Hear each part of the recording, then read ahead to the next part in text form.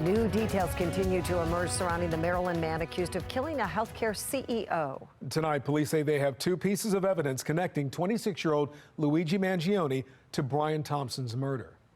Good evening, and thank you for staying with us. I'm Kai Jackson. And I'm Mary Bubala. This morning, law enforcement officials confirmed fingerprints found at the scene match those taken during Mangione's arrest. Then hours later, New York City police announced the gun found on Mangione matched shell casings from the scene. Fox 45's Mackenzie Frost has been tracking these developments. She joins us live from the newsroom with the latest. Mackenzie? Yeah, Kai and Mary. So we know that when police apprehended Luigi Mangione, they say that he was found with written admissions of the crime. Now we're seeing reports of this manifesto published online, and it's raising even more questions. The photos of Luigi Mangione after he was arrested have taken over the internet. And so have details about the prep school valedictorian turned Ivy League graduate, including his reported manifesto slamming the healthcare industry. Independent reporter Ken Klippenstein publishing the details. Mangione telling the feds he, quote, respects what they do and stating he wasn't working with anyone. I do apologize for any strife of trauma, but it had to be done, Mangione writes in his manifesto, calling healthcare leaders, including United Healthcare CEO Brian Thompson, who was gunned down in Midtown Manhattan, parasites who had it coming. Expressing frustration with the healthcare industry, Mangione uses United Healthcare by name. He claims the healthcare companies have simply gotten too powerful, and they continue to abuse our country for immense profit.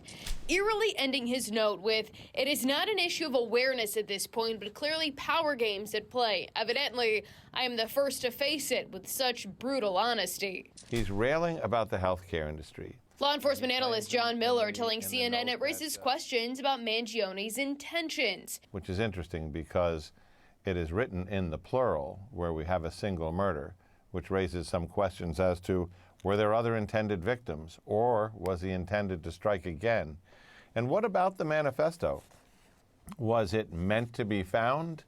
Was it something he was going to send in to either law enforcement or the media? The manifesto referencing a spiral notebook, and we know the criminal complaint from New York indicates Mangione had written admissions about the crime.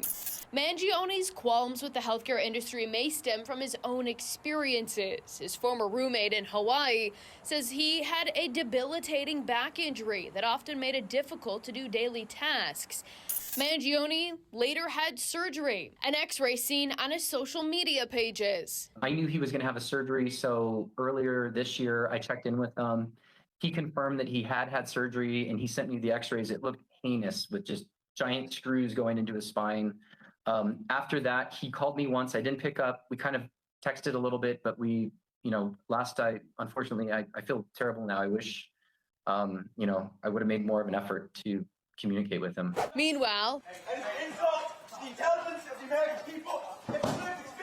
Mangione yelling on his way into his extradition hearing Tuesday, where his attorney, Thomas Dickey, says the judge denied bail, and they're fighting Mangione's extradition to New York. I've seen zero evidence at this point. We're going to take one step at a time. It's a long process. While Dickey claimed Tuesday he has yet to see evidence tying his client to the murder of Thompson, new reporting suggests Mangione's fingerprints match those recovered at the crime scene. Now, New York Governor Kathy Hochul says she will sign the governor's warrant requiring Mangione to be brought back to New York to stand trial for Thompson's murder. And as it stands now, legal experts say that he will likely face that trial in New York first before facing firearms and other charges in Pennsylvania. Luigi Mangione currently has a preliminary hearing scheduled for December 23rd in Pennsylvania. Live in the newsroom, Mackenzie Frost, Fox 45 News.